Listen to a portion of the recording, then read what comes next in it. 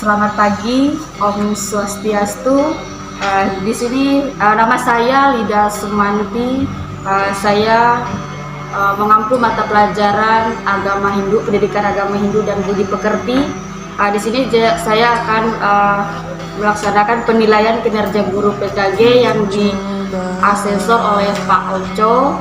Nah, di sini materi pokok yang saya ambil di kelas 11 MIPA itu adalah contoh-contoh orang yang dipandang mampu mencapai moksa. Nah, di sini nanti diharapkan siswa mampu menalarkan atau menganalisis dan menentukan, menyajikan di depan kelas dan melaksanakan diskusi masing-masing, mempresentasikan di depan tentang siapa orang yang mampu melaksanakan yang mampu mencapai moksa. Mungkin itu saja yang saya sampaikan untuk materi hari ini. Selamat pagi dan Om Santi Santi. Swastiastu. Ya. Di sini Ibu lihat semua hadir semua dari saya salut dan bangga untuk kelas 11 MIPA. Kenapa? Setiap untuk mata pelajaran agama itu tidak pernah tidak masuk kecuali sakit dan berhalangan dan sebagainya. Kalau memang selalu aktif dari kelas-kelas yang lain. Kenapa Ibu ambil di sini ya? Minggu lalu kita mempelajari bagian moksa juga ya. Kita buka di halaman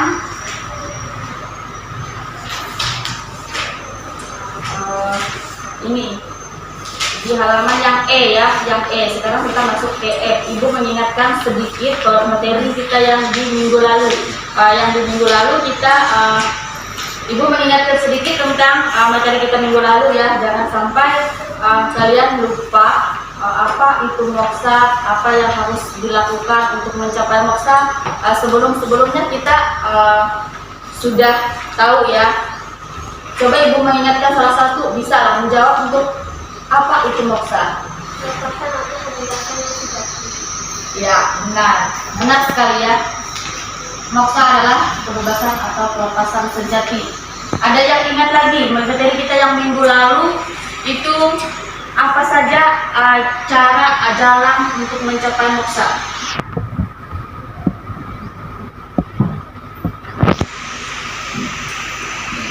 Masih ada yang ingat? Ada Bang.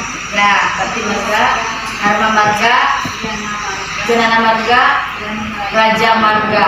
Itu ya, itu adalah cara atau jalan atau upaya untuk mencapai moksa. Nah, saya kan di minggu lalu kita masuk ke materi contoh-contoh orang yang dipandang mampu mencapai moksa, itu di halaman 180 ya.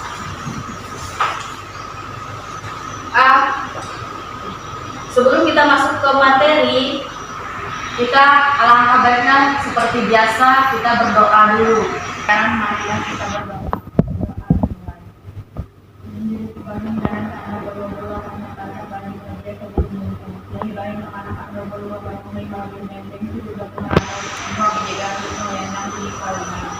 Pembangunan penyandang bulan minus tangku maklum ya. Oh ada tuh bandingan hafalangi ikiting kesim hakan bedang uang melalui pembelajaran ikin nengah akan ikin kelancaran kepintaran narasi dan uang mampu ketenangan cari masalah penghasilan kayang hukum uang alam tentang masa dijahayu ke baku sanai. Banyak sekali ya, karena di minggu lalu kita telah mempelajari, diulangi lagi, mempelajari tentang jalan, cara, dan apa yang harus kita lakukan, apa yang harus kita kendalikan tentang untuk mencapai kebebasan yang sejati tersebut, keabadian yang sejati. Nah, kedamaian yang sejati, maksudnya moksa itu kita kedamaian yang berarti kita lepas dari dunia, lepas dari keinginan maya ya. Jadi kita tidak akan terikat lagi dari sakit hati, duka lara, kesedihan, bahkan kita lepas dari keinginan-keinginan maya, lepas dari hawa nafsu, lepas dari hal-hal negatif. Nah, setelah kita mampu melewati itu, mengendalikan diri kita, kita akan mampu mencapai moksa. Ya, itu moksa adalah tujuan yang terakhir dari 5 keyakinan Pancasila. Nah, itu kasih ada sedikit untuk kelompok yang di sini duduk masing-masing kelompok, karena kelompok kita yang sebelumnya juga kelompok yang ini.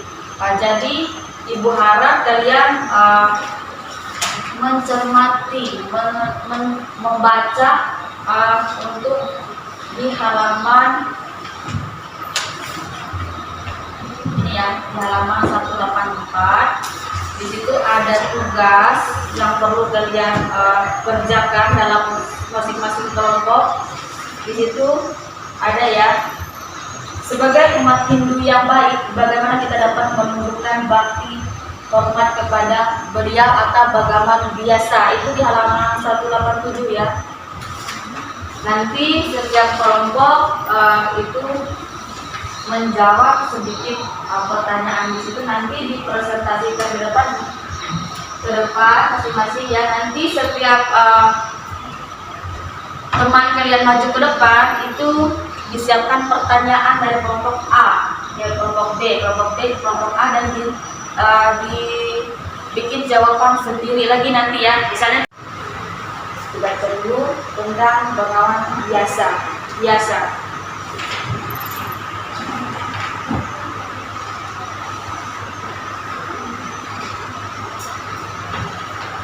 Ada yang ditanyakan tentang tugas yang harus kalian kerjakan. Ini satu lembarnya apa? Itu untuk kelompok. Jadi satu kelompok itu satu aja ya. Jadi satu aja. Nanti ada teman yang membuat pertanyaan, nanti ada teman yang menjawab pertanyaan dari sebelah. Itu fungsi untuk 3 lembar kertas.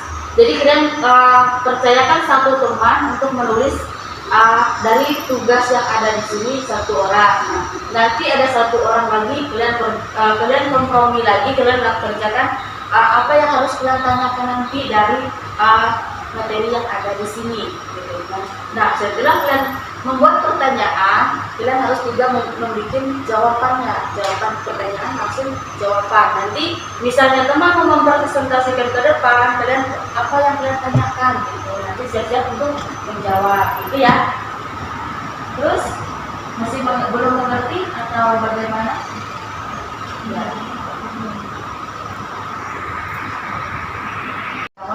Biasa atas jasa-jasa sangat bermanfaat untuk kita. Nah, itu apa yang kalian dapat dari situ, itu yang kalian rangkum di situ gitu. Orang suci yang mampu mencapai moksa, itu salah satunya. Nanti pertanyaannya itu harus dijawab, oh seperti ini. Kenapa bahwa biasa itu dianggap orang suci yang mampu mencapai moksa? Nah, gitu.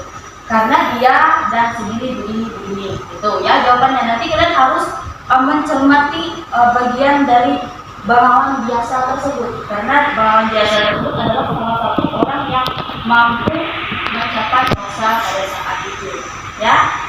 Ada lagi yang ditanyakan?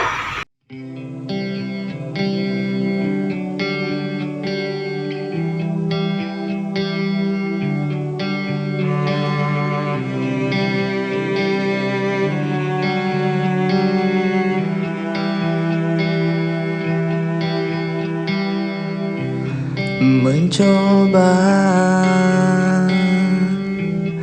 mencari arti hidup yang telah ku jalani.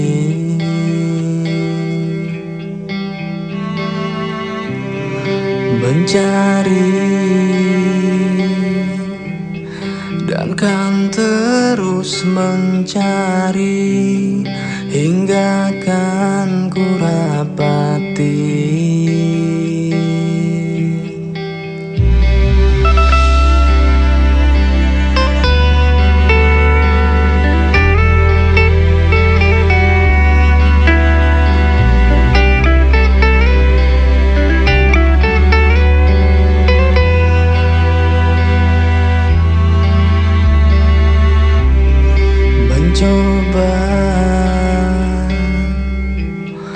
mencari arti hidup yang telah ku jalani.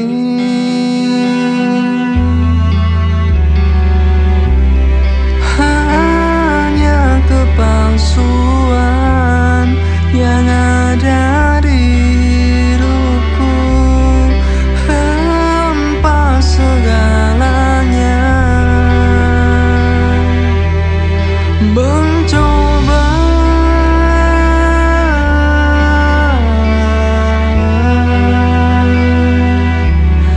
mencari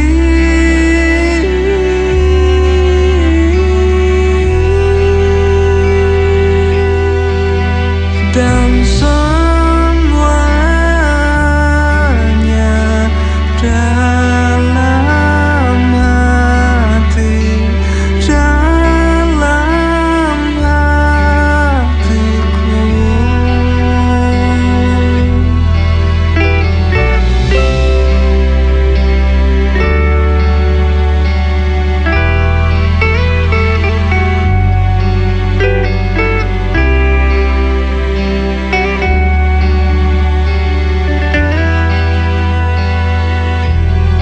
Mencoba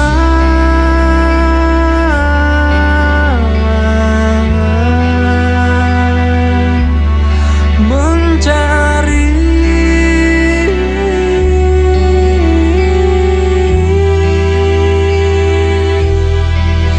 dan semuanya dalam hati.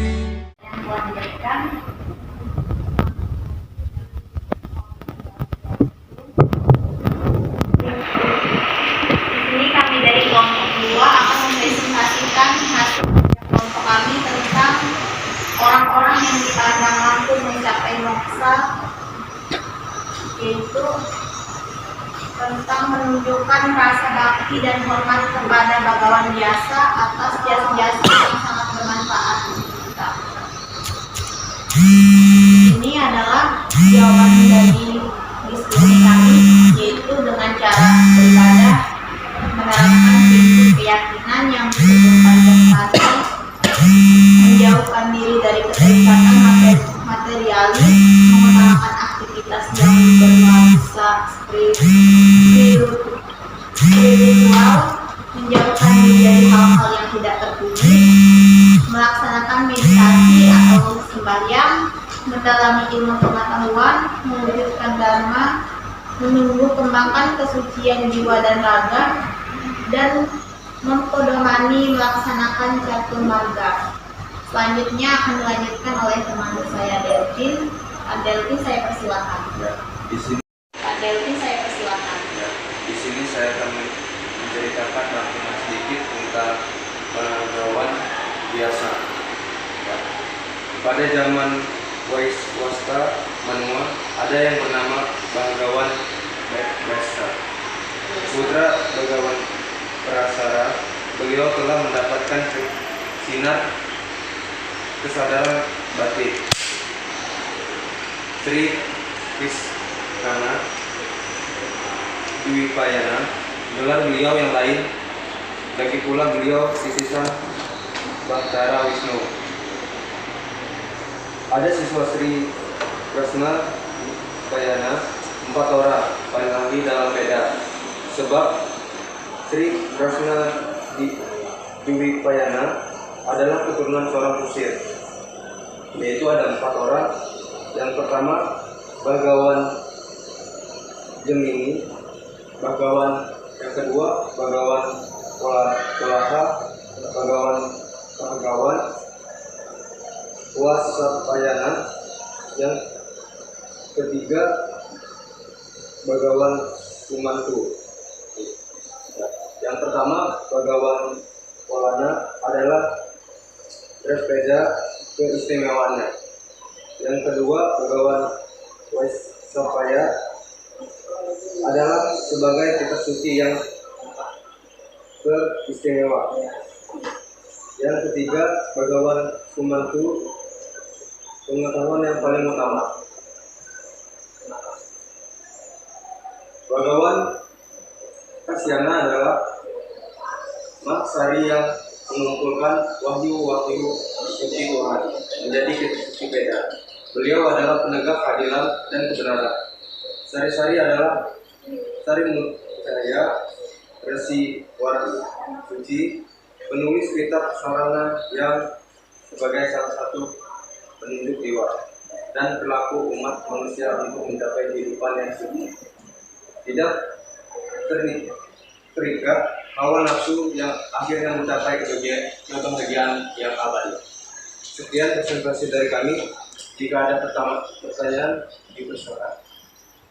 Pertanyaan kami, yang pertama, sebutkan keempat siswa yang paling ahli dalam Veda yang tadi yang disertasikan. Ya. Yang pertama yaitu Bagawan Polana, kedua Bagawan Wisapayana, yang ketiga Bagawan Gemini, yang keempat yaitu Bagawan Sumanto. Jadi ada di bagian ada 4 bagian. Terus yang kedua, saya juga ada bertanya, ada beberapa yang kami simpulkan dari Begawan biasa itu sendiri. Di dalam cerita itu ada seorang Sri Wirawiti. Siapa itu Sri Wirawiti? Resi Wirawiti adalah penulis kitab Sarasmajaya yang kini menjadi sebagai salah satu kitab suci. Sebagai penuntun dewa dan perilaku umat manusia untuk mencapai kehidupan yang suci, kehidupan yang tidak terikat oleh hawa nafsu, yang akhirnya dapat mencapai kebahagiaan abadi. Untuk pertanyaan terakhir, saya juga akan kembali bertanya.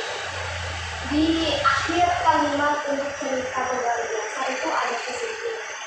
Berdasarkan uraian teks tersebut, siapakah Begawan biasa? Baik, di sini saya akan menjawab untuk pertanyaan yang terakhir. Bagawan biasa adalah orang suci. Dia karena hidupnya yang selalu mengabdikan dirinya kepada Tuhan demi mencapai kesejahteraan dan kebahagiaan umat masyarakat. Dengan dari kelompok Terima kasih atas pertanyaannya. Terima kasih. Kami tutup dengan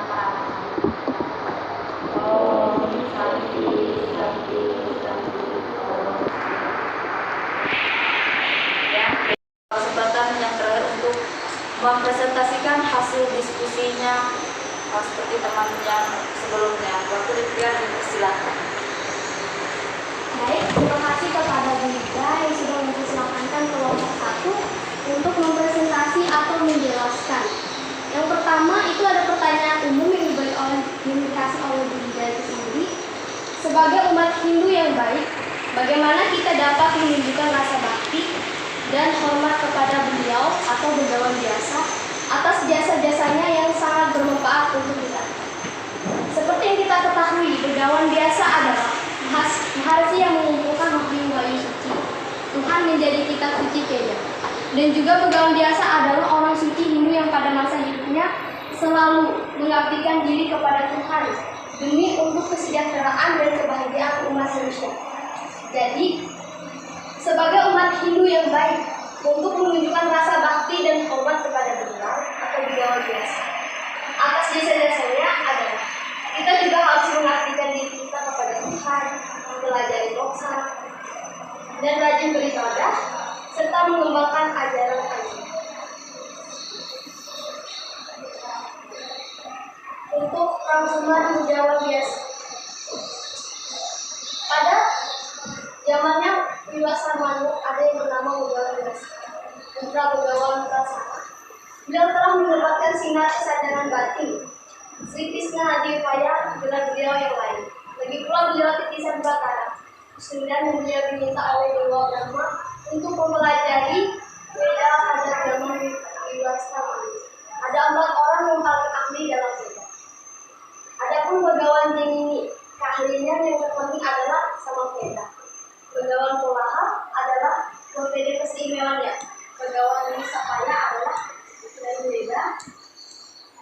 Sebagai kitab suci yang istimewa, Begawan Sumanto adalah Atma Veda sebagai pengetahuan yang paling utama.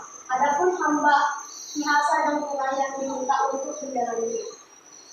Hanya satu, yaitu Yurveda yang ibu dari ayah anda hamba berdoa biasa. Berdoa biasa kaya akhirnya ia membagi 4, yaitu keempat mantra itulah yang menyebutkan segala. Sari-sari ada yang telah dikumpulkan oleh Resi, bernama Resi Wirasuci. Nama pustaka itu adalah Saras Nucaya. Resi Wirasuci adalah penulis kitab Saras Nucaya yang kini menjadi salah satu kitab suci sebagai penuntun jiwa dan perilaku umat manusia untuk mencapai kehidupan yang suci, kehidupan yang tidak terikat oleh hawa nafsu, yang akhirnya dapat mencapai kebahagiaan abadi. Berdasarkan uraian di atas, dapat disimpulkan bahwa bergaul biasa adalah orang suci yang pada hidupnya selalu mengabdikan diri kepada Tuhan demi untuk kesejahteraan dan kebahagiaan umat manusia. Baik, sekian presentasi atau rangkuman dari bergaul biasa dari kelompok 1. Jika ada pertanyaan, kami persilakan.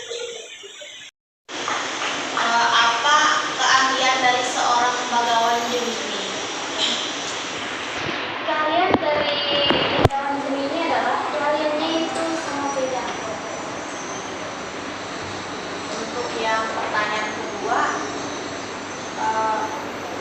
apa yang dimaksud dengan jelaskan apa yang dimaksud dengan bagawan Waisanapayana dan bagawan biasa? Bagawan Waisanapayana adalah Yajurveda sebagai kitab sucinya yang teristimewa. Sedangkan bagawan biasa adalah masih yang mengumpulkan wahyu-wahyu suci Tuhan menjadi kitab suci Weda.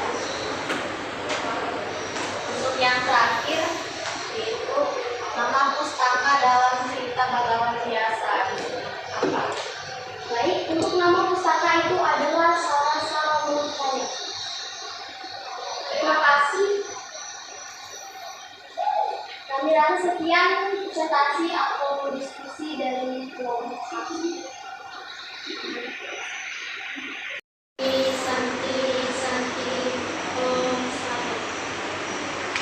Kita kasih ampun dulu untuk kelompok 1 dan kelompok 2. Sangat luar biasa aplikasi diskusinya ya.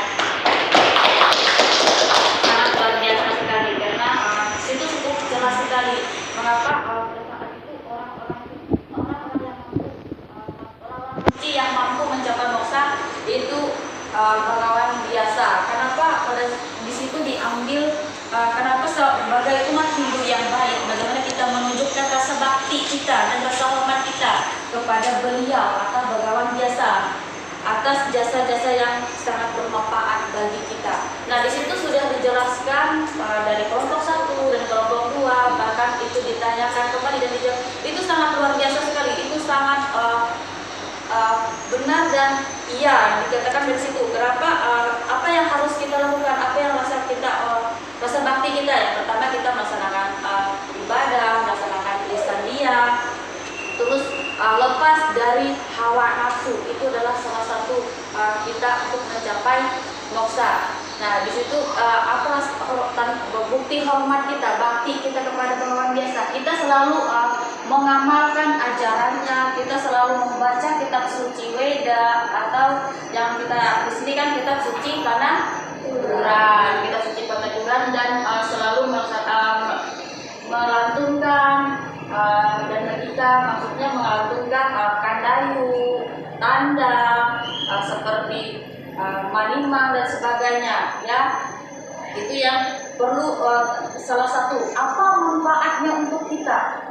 Ya kita tahu yang mana yang baik, yang mana yang benar, apa yang harus kita lakukan. Itu sangat bermanfaat untuk kehidupan kita sehari-hari untuk mencapai moksa. Kita harus menjauhkan hal-hal negatif.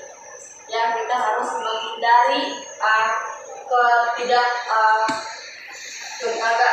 kita harus menghindari dari hawa nafsu, dari kesedihan, dari kedukaan. Kita harus mampu melepaskan ikatan duniawi atau ikatan maya. Ya itu sedikit rangkuman ibu simpulkan dari hasil diskusi kita pada pagi hari ini. Apa ada yang ditanyakan dari hasil kita pada materi kita pada pagi hari ini, Pak Ibu silakan atau kasih kesempatan. Apa yang belum jelas, apakah yang harus ditanyakan, apa yang belum dipahami, silakan untuk bertanya. Ya. Untuk sebelumnya, apakah masih ada cara yang lain untuk mencapai moksa? Ada. Karena di ajaran yang ada kita ada empat jalan atau cara. Yang pertama tadi kan Bhakti Yoga, Magga Yoga, Jnana Yoga, dan Raja Yoga. Nah, selain dari itu juga kita harus melakukan seperti menghapus kemarahan, menghapus ketakutan, ketidakkebahagiaan, keinginan yang berlebihan. Maka seseorang tersebut bisa lepas dari ikatan maya dan mampu mencapai moksa. Itu nanti bisa dilakukan semasa hidup kita ya. Karena selain dari jalan tersebut kita juga ada karma. Jadi karma baik yang harus kita terapkan selama atau semasa hidup. Ada lagi yang ditanyakan? Apa masih belum jelas? Ya kalian? Selain dari berjalan biasa, apakah masih ada orang suci yang mampu mencapai moksa? Ada. Para maharesi banyak, ada 3 ya, selain dari berjalan biasa. Maharesi pada saat itu yang mampu mencapai moksa yang dianggap suci, yaitu yang pertama tadi berjalan biasa, yang kedua adalah yang duri jendra, yang ketiga adalah untuk lunar. Itu adalah orang-orang suci atau maharesi pada saat itu adalah sampai sekarang yang masih kita teladani adalah orang-orang suci saat itu. Terus ada lagi yang ditanyakan? Masih sudah jelas? Kalau sudah jelas silahkan sewaktu kita tugas dari hasil kelompok.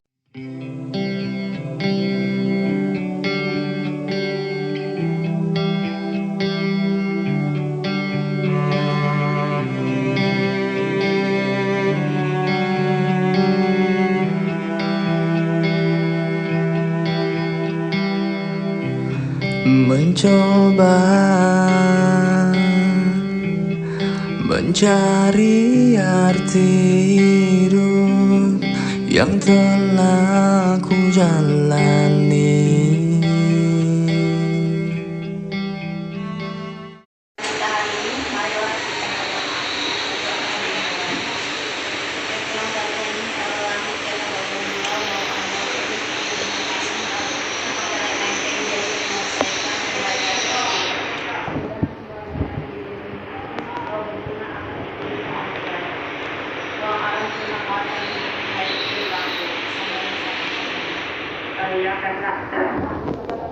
mau materi kita hari ini sudah selesai untuk bakti, karena kita sebentar lagi untuk menghadapi PTS ya. Jadi jangan lupa belajar di rumah, mengulang materi-materi yang ada, kurangi waktu yang tidak terlalu penting, kurangi main gamenya, kurangi main online ya. Selalu buka materi-materi sebelumnya dipelajari ya. Untuk mengakhiri kita juga untuk mengucapkan Parama Santi. Om Santi Santi.